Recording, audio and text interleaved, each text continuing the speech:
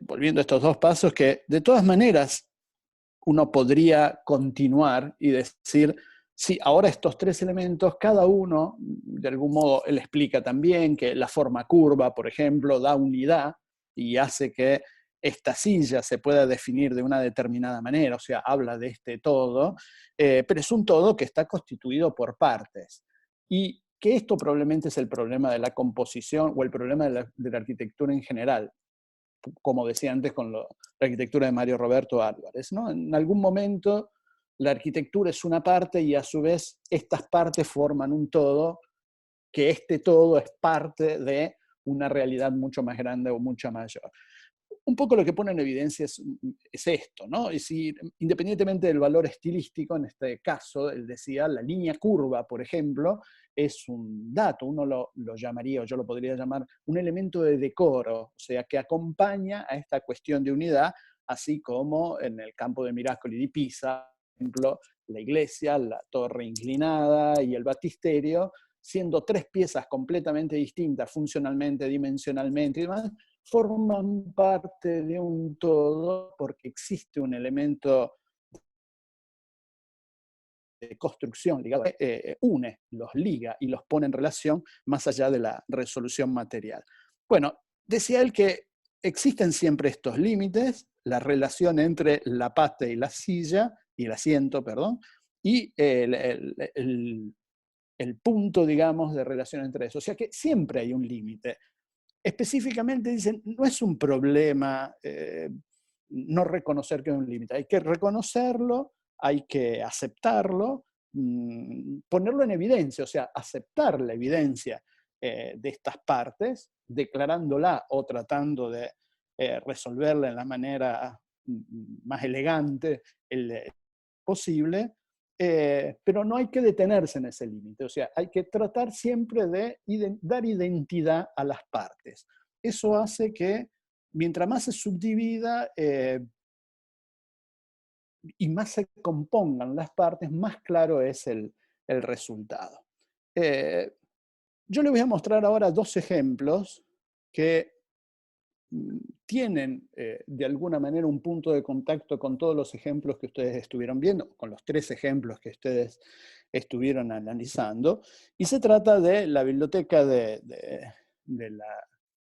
la UNED de Madrid de José Ignacio Linaza Soro. O sea, un edificio contemporáneo, de algún modo, pero donde yo creo ustedes no van a tener ningún tipo de dificultad en reconocer los temas y los elementos que estuvieron reconociendo en los ejemplos que estuvieron estudiando hasta ahora. Y la cosa interesante de este ejemplo contemporáneo es que esta dimensión cúbica prácticamente de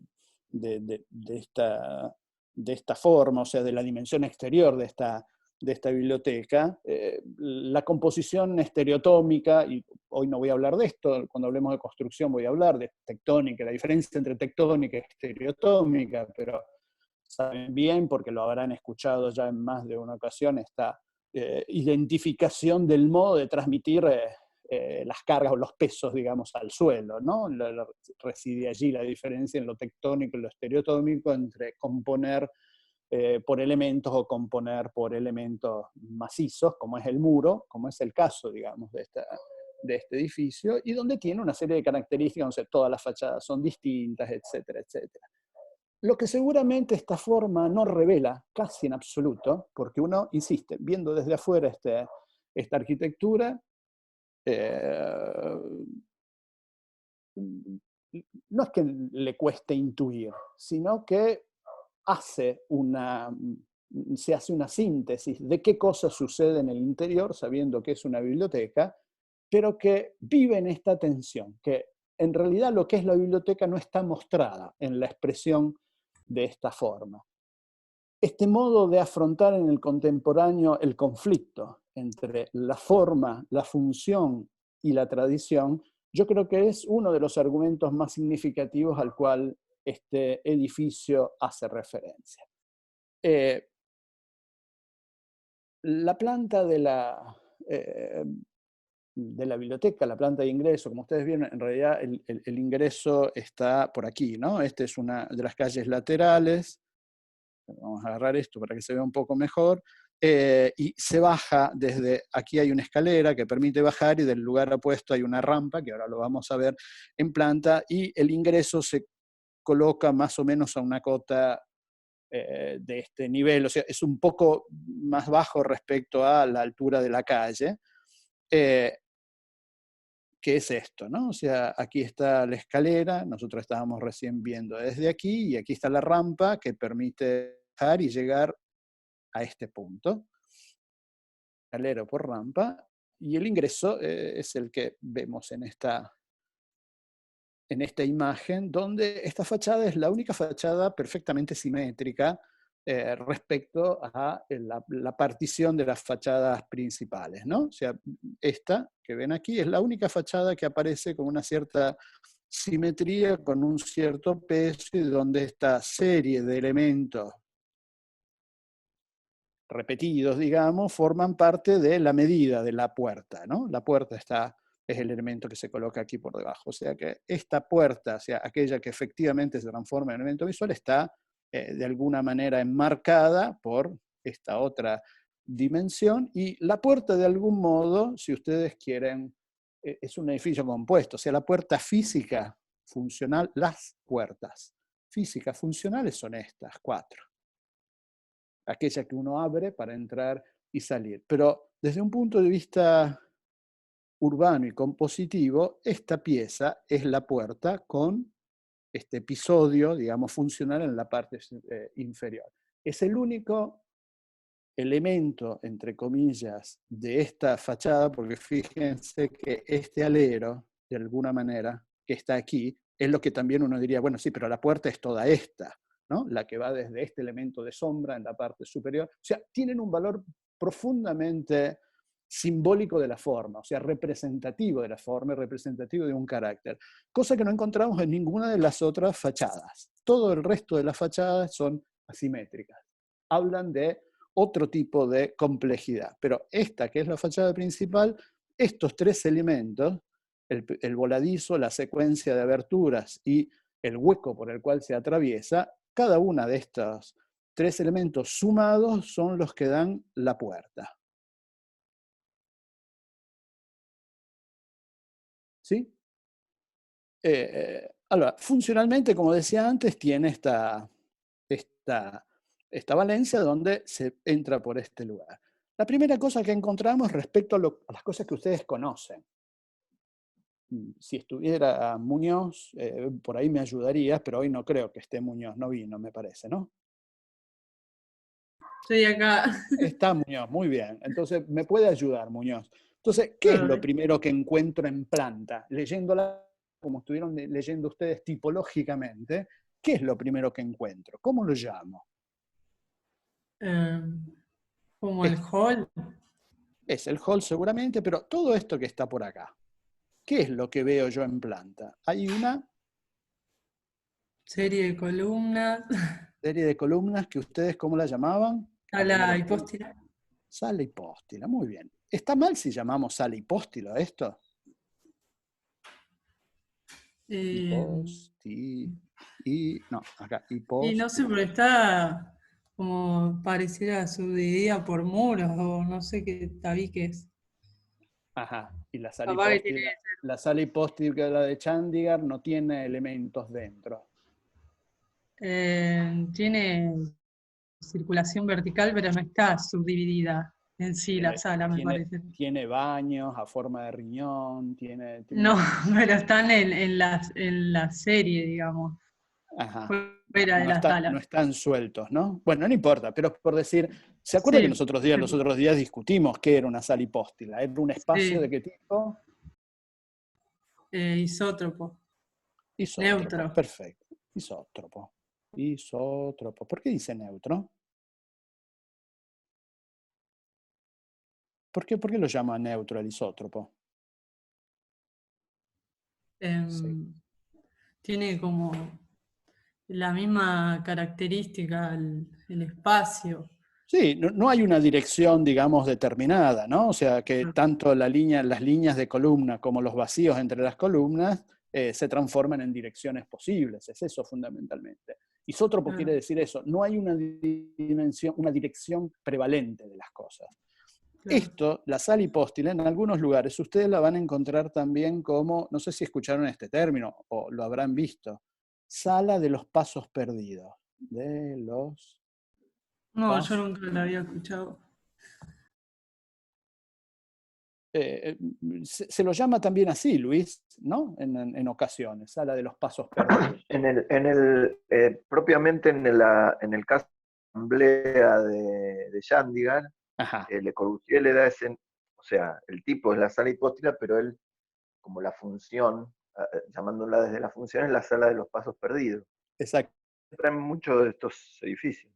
Que me parece importante porque es lo que da la idea, ¿no? O sea, esto de que estábamos recién decir del que no hay una dirección prevalente, para definir esto que intentaba hacer Muñoz recién. O sea que el carácter del espacio, el espacio isótropo correctamente definido en demás, si uno dice la sala de los pasos perdidos, te da una idea de la experiencia de este espacio, da la idea de la ausencia de la predominancia de una dirección sobre otra.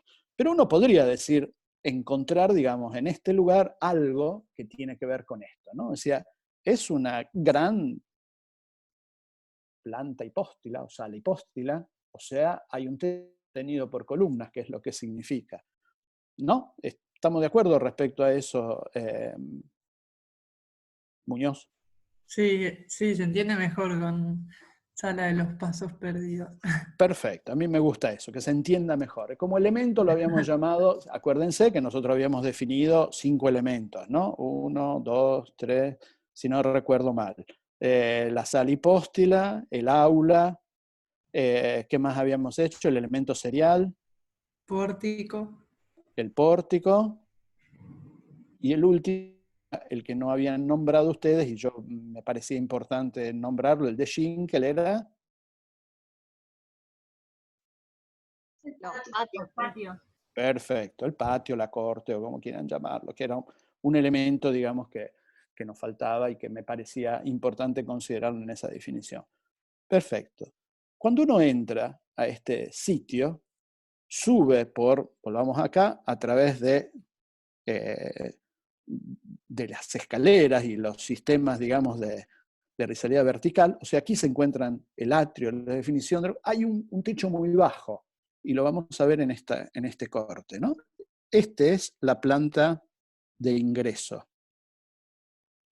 Aquí ven el puente, o esa parte, digamos, que conecta con la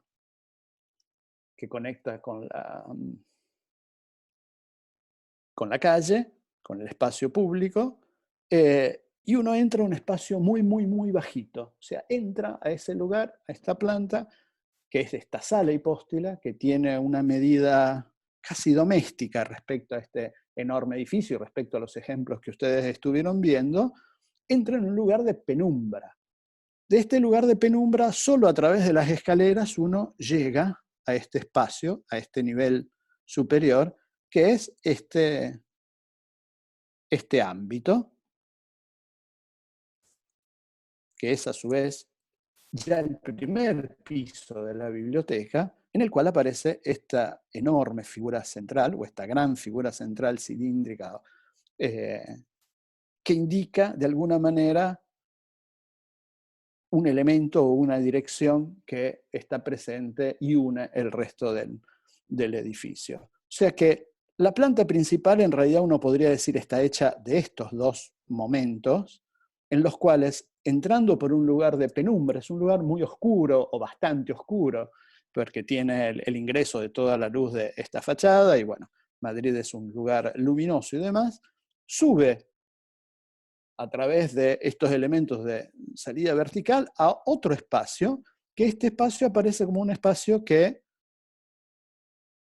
aplastado, porque tiene esta medida bastante baja, con las luces laterales que uno ve después de las librerías y demás, pero fundamentalmente que se dilata hacia arriba, en esta parte central.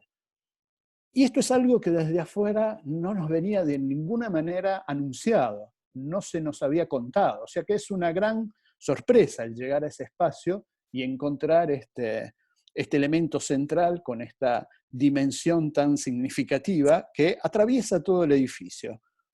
Y atraviesa todo el edificio construyendo de algún modo, otra vez, una valencia donde este episodio aparece como un plano, como un cono truncado, pero dado vuelta, puesto al revés, por donde aparece la luz, ¿no? Este es un gran lucernario,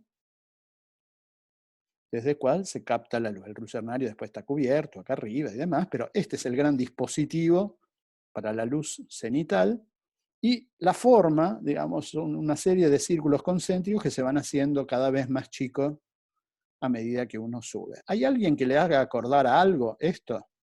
Yo no lo puse como ejemplo, por eso lo hago así. ¿A Muñoz lo hace acordar a algo?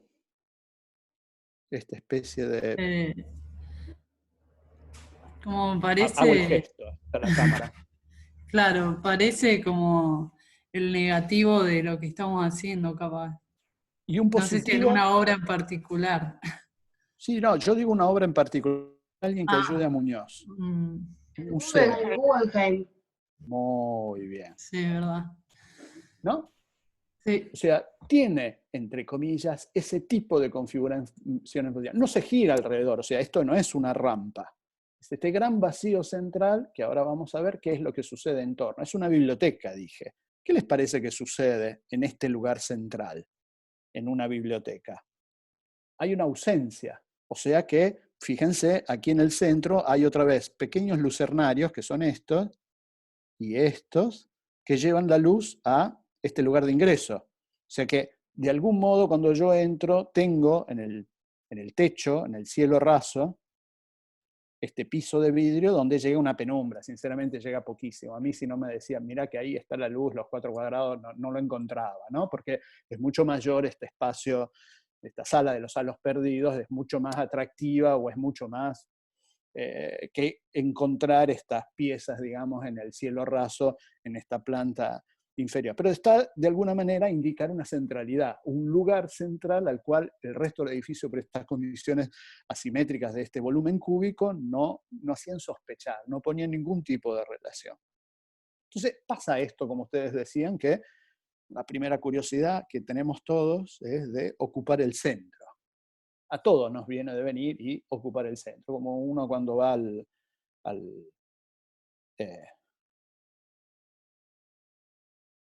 Panteón, ¿no? Llega al Panteón, lo primero que hace es ir y pararse en el centro de este mundo. En realidad esto debería ser más así, ¿no? O sea, es más una esfera, ¿no? Se para en el diámetro de la esfera uno cuando va al Panteón. Lo primero que quiere hacer y lo primero que te viene no es quedarte acá para ver esto, sino quedarte acá y levantar la vista y tratar de tener esa medida. Entonces, en ese espacio donde el espacio urbano a través del pórtico tiene una primera contracción, después, tiene una primera contracción, después una mayor para que después se explote el espacio en esa dimensión, hace que a través de este único punto, de este único ojo de luz, la centralidad, el sentirte el centro del mundo o el centro de esta experiencia espacial es única. Aquí pasa más o menos lo mismo. O sea, lo primero que uno viene no es girar alrededor de esta figura, sino es pararte en el centro de esta figura, que es la que te permite entender, o por lo menos ponerte la pregunta, es decir, ¿qué está en el medio de este espacio? ¿Qué está al centro en un tema o en un edificio que es una biblioteca? Y al centro no hay nada. El centro está vacío, o mejor dicho, están todos aquellos que estudian, como ven aquí. Todos los que estudian están alrededor de este gran espacio. O sea que al centro está el vacío. No hay ni libros ni gente que estudia. La gente que estudia está alrededor. Los libros están aquí. Fíjense que la planta de la sala hipóstila se repite. ¿Sí? ¿Ven que la planta es exactamente la misma que antes? O sea, es prácticamente una sobreposición, un apilar salas hipóstilas. El modo de entender este edificio también. No hay una sala hipóstila, sino que hay una planta hipóstila. O sea, la sala se transforma en la planta, porque es el motivo de organización de toda la forma. Los muros laterales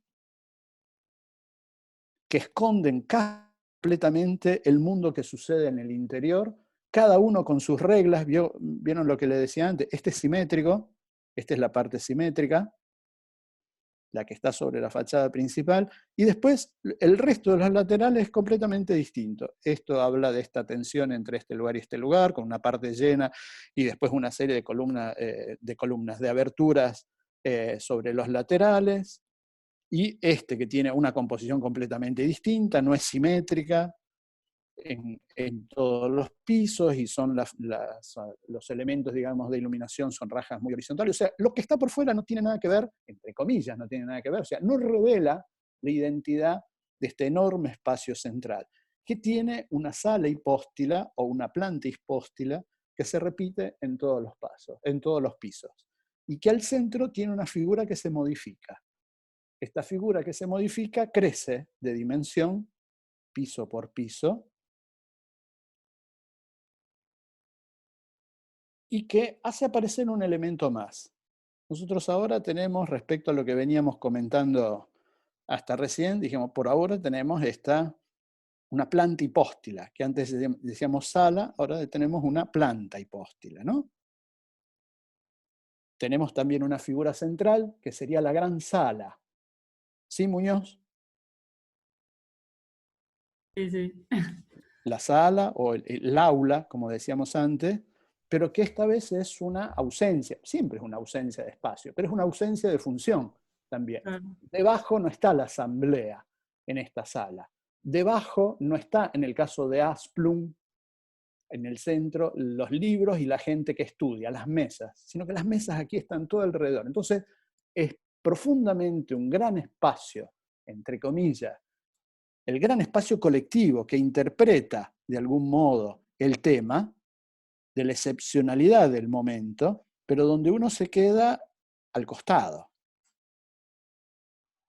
Y uno lee este vacío y lee la dimensión trascendental de este gran espacio. O sea que no tiene una función, tiene un valor organizativo, representativo y característico del tema.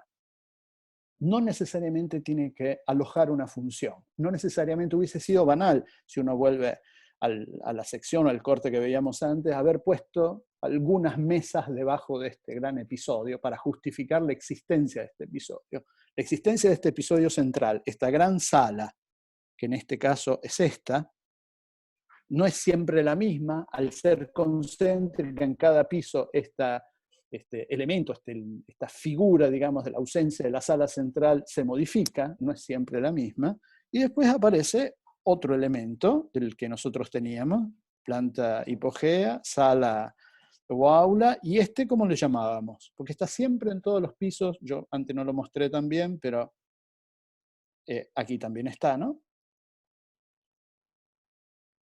¿Cuál era el otro elemento que ustedes iban componiendo? El pórtico. Sería la serie, el marco.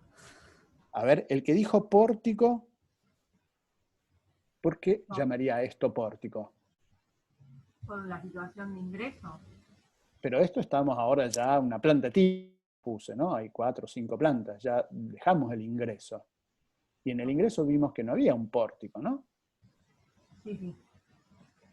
Entonces, ¿qué sería? Digo esto, le pregunto a usted qué dijo pórtico, porque no hay un pórtico aquí. Fíjese en la otra planta, ¿no? O sea, nunca hubo un pórtico, no hay un pórtico. ¿Qué es lo que ven ustedes que hay allí? Yo veo, profe, como un lado diferente, como que hay un marco en C o en U, y ese lado no tiene lo mismo espacio que los otros 3. Perfecto. ¿Y cómo lo llamábamos nosotros a esta parte, ¿no? El compañero dice que esto sería una cosa así, más o menos, ¿no? Claro, ¿Y esto cómo lo llamábamos? como la cara ausente, digamos, La cara ausente. del ¿Cuál era? proyecto, pero en esta parte está, digamos, no sé cómo lo llamaría. Los Serie. ejemplos, La claro. serie. No es un elemento o formaría parte de la serie. Ese elemento que dijimos que es maleable y que puede adquirir cualquier forma. es donde vienen alojados los servicios, escaleras, oficinas, servicios higiénicos. ¿Mm? O sea, en este caso, la cabecera está ocupada por este elemento. El centro está ocupado por este elemento, y después está la sala, entre comillas, que yo prefiero llamarla planta hipóstila, porque no es una sala, porque si no serían tantas salas hipóstilas una encima de la otra, colocadas, que es el mismo tipo, los mismos elementos, pero combinados en manera completamente distinta a como ustedes los tenían combinados en los ejemplos que vieron. O sea que a mí me interesaba poner en evidencia esto de este ejemplo. Estos son los mismos elementos, pero puestos en una relación completamente distinta y con un carácter completamente distinto, pero que siempre hacen referencia y el imaginario nos lleva a una arquitectura que ya existe. Por eso es que el Guggenheim, esto no es el Guggenheim, porque uno no gira alrededor de este lugar ascendientemente, buscando la luz, etcétera, etcétera. Pero sí está presente. Por eso me parece muy bien que lo hayan nombrado. Porque la complejidad de esta arquitectura contemporánea es propio eso, esta complejidad tipológica, en el cual nosotros reconocemos elementos que ya conocemos, que forman parte de la historia, que nos permiten colegarnos en el tiempo, y es a lo que yo intentaba antes al inicio llamarle estos caracteres de generalidad. Para un edificio excepcional, estos elementos son los elementos que todos reconocemos y los combinamos en una manera singular, como hace Lina Sasoro en este caso. Entonces, en este caso, yo volvía otra vez a colorear las tres cosas. Uno, el elemento de la serie, que antes llamábamos 3. La sala dada vuelta, que es una ausencia, no es más una sala, pero es una sala, es un espacio que existe y está al centro y ocupa todo y se lleva toda la atención. Yo lo llamo sala para identificarlo de alguna manera, o aula, insisto. A mí me gustaba cuando digo aula, hay una palabra, porque creo que alguno de ustedes la usó los otros días, la famosa aula magna. Alguien la nombró los otros días, ¿no? El aula magna, cuando estaban pensando a esa hipótesis. ¿Sí o me pareció a mí que lo habían nombrado como aula magna? Sí, profe. Sí, ¿qué es el aula magna?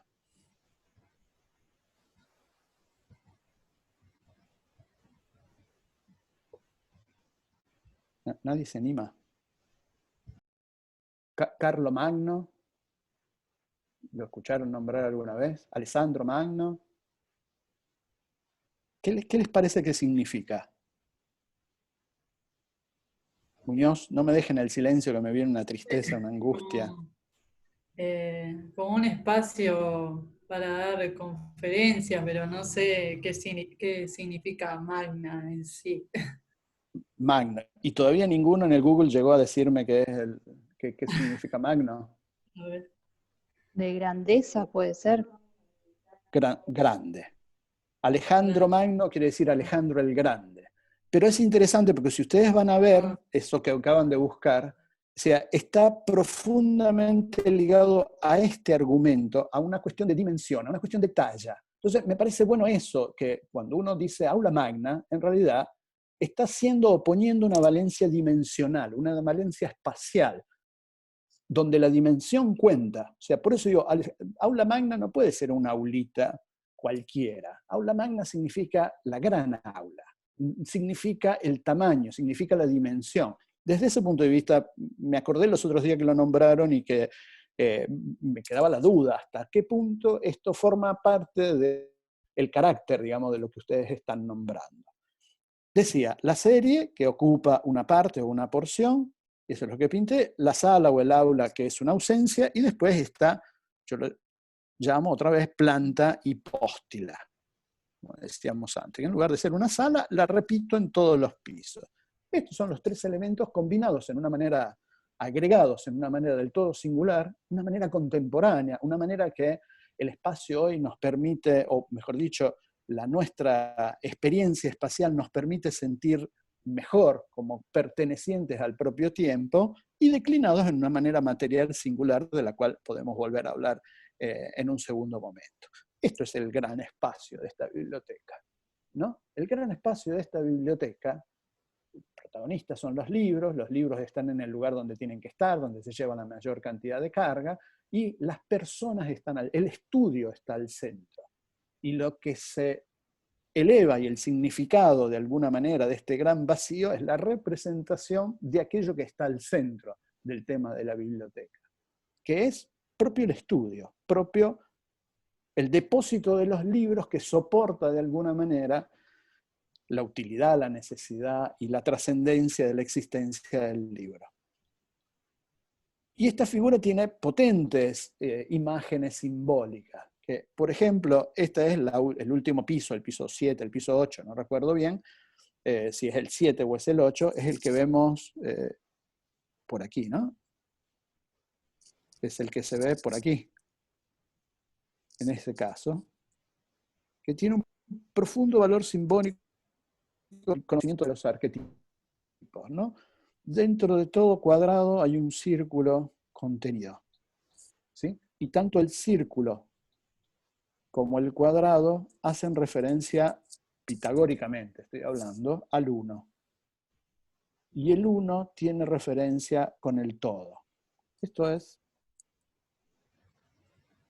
pura y exclusivamente parte de lo que funda nuestro conocimiento de la cultura occidental. El 1 y el círculo hacen referencia al todo, y el cuadrado o todo cuadrado, al igual que un círculo, hacen referencia a esta figura. Ese valor simbólico está presente aquí en este último episodio, que a su vez es el que permite después hacer el encuentro, el nexo, esta planta entre esta figura circular. Si nosotros volviéramos a esa sección, digamos, que estaba, ¿no?, de todos los pisos y demás, esta planta, este último piso, es el nexo, el que une, entre comillas, el gran dispositivo para que luz y la gran sala. Este piso es el que hace la unión, el nexo, a través de esta figura, que inclusive cambia completamente el material, ¿no? Es blanca, deja de ser de madera, no es más de madera, y contiene el resto de las figuras que están por dentro y recibe esta otra figura. O sea que la figura del dispositivo, digamos, del lucernario, que tiene esta forma, se separa y se pone en relación a través de este piso.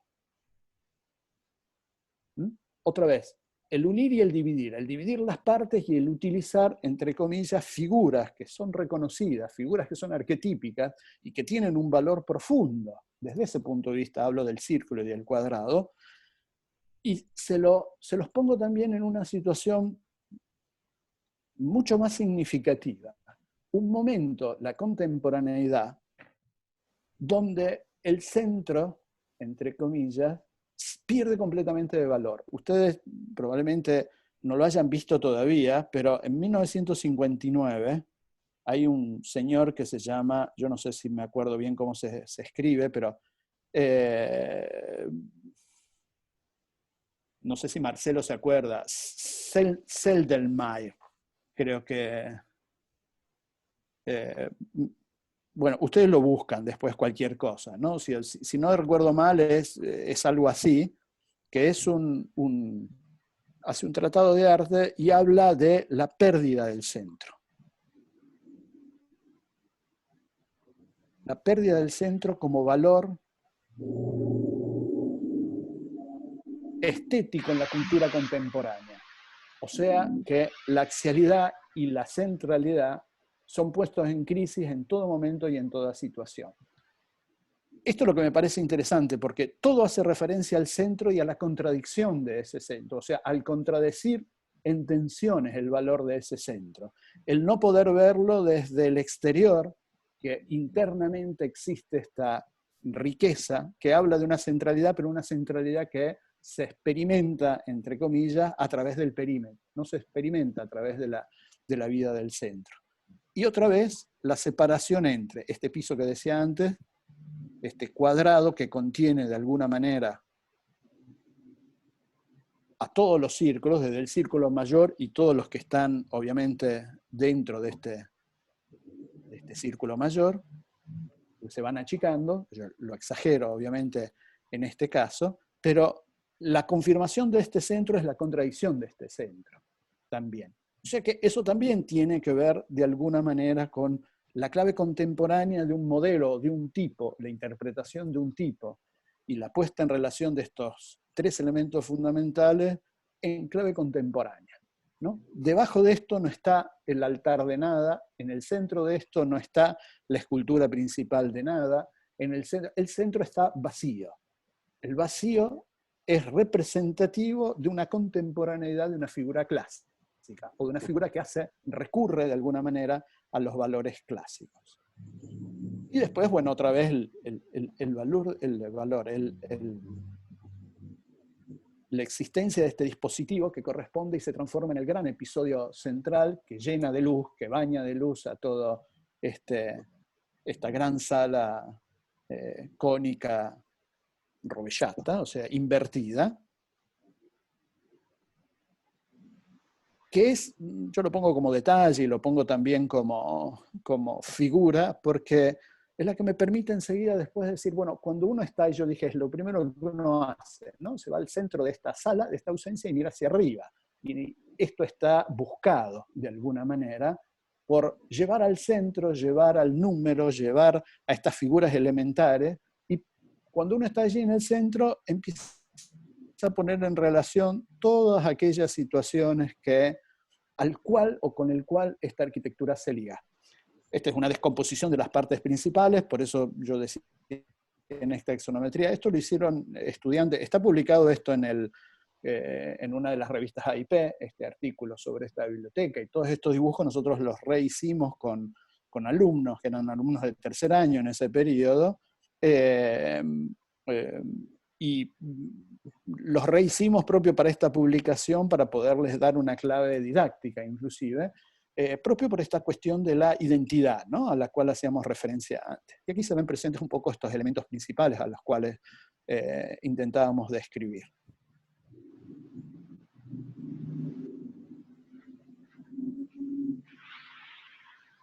Claro, y entonces, cuando uno tiene esta experiencia desde la parte baja o desde la parte superior, inmediatamente para poder